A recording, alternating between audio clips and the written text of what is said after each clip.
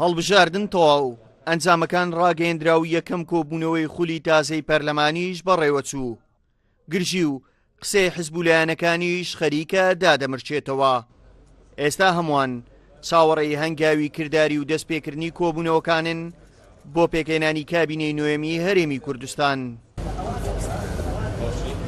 کۆبوونەوەکان هەفتەی داهاتوو دەست پێ دەکەن. یەکێتی نیشتیمانی کوردستان و پارتی دیموکراتی کوردستان یەکەم و دووەمی هەڵبژاردنەکان دوو هێزی سەرەکی حکوومەتی داهاتووی هەرێم دەبن. یەکێتی نیشتیمانی کوردستان ئێستا کە هێزی دووەمە لەسەر ئاستی هەرێمی کوردستان و کورسیەکانی زیادی کردووە، ئەم جارش لە حکوومەتی داهاتوو داوای پۆستی زیاتر بۆ حزبەکەی دەکات. ئەندامێکی سەرکردایەتی یەکێتی دەڵێت پارتی و هەموو لایەنەکان دەزانن بەبێ یەکێتی حکوومەت پێک نایەت. پارتی خۆشی ئەزانەیە کە توانای یەکێتی هێزی یەکێتی بە 21 کورسی ناپێورێ. ڕەگوڕیشەی یەکێتی کاریگەری یەکێتی لەسەر ئەستی عێراق و ناوچەکەش پەیوەندە نێودەوڵەکانی دەوڵەتەکانی یەکێتی زۆر لە 21 کورسی گەورەترن. بۆیە ئەگەر قسەش بکە من بڕوا دەکەم فەرامۆشی هێز و هەیبەتی یەکێتی ناکە و پارتی خۆشی ئەزانێ هەروەکو ئێمەش ئەزانین کە بەبێ پارتی حکومڕانی ناکرێت لەم خۆناغا و پارتیش خۆی ئەزانێ بەبێ یەکێتی حکومڕانی ناکرێت.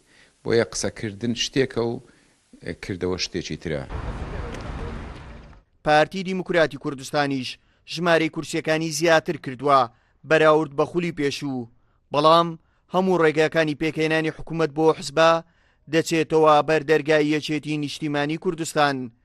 ئەندامێکی سەرکردایەتی پارتی دەڵێت یەکێتی و پارتی دوو هێزی سەرەکی حکوومەتی داهاتوو دەبن. تأكيد حكومتي شراكة دبي لكردستاني هريمي كردستان وبارتي ويتشتي او دو عنصري سرچي دبن تدا ايدي بالتاكيد لسر لاينك دو لاين ديكاش بيزغل بيكاتكان گفتگويا بلام گفتگوي رسمي هشتا دستي بينكلا وبالتاكيد يعني بغير الرسمي گفتگو بوا لما وين رابردو وعندك نقاط مشتركه بيدا بوينا لوا بلام بغير الرسمي بوا تصور لكم حفتي دهاتو گفتگو كان دست بيدا كري بتايبتي او سروكايتي برلمان شكبا کراوەی ینی ماوەتەوە بۆی سەرۆکایەتی پەرلەمانە سەرڕێککەون. بەشێک لە حزبەکانی کوردستان پێش کۆبوونەوەکان کەوتن و ئۆپۆزیسیۆن بوونیان هەڵبژارد.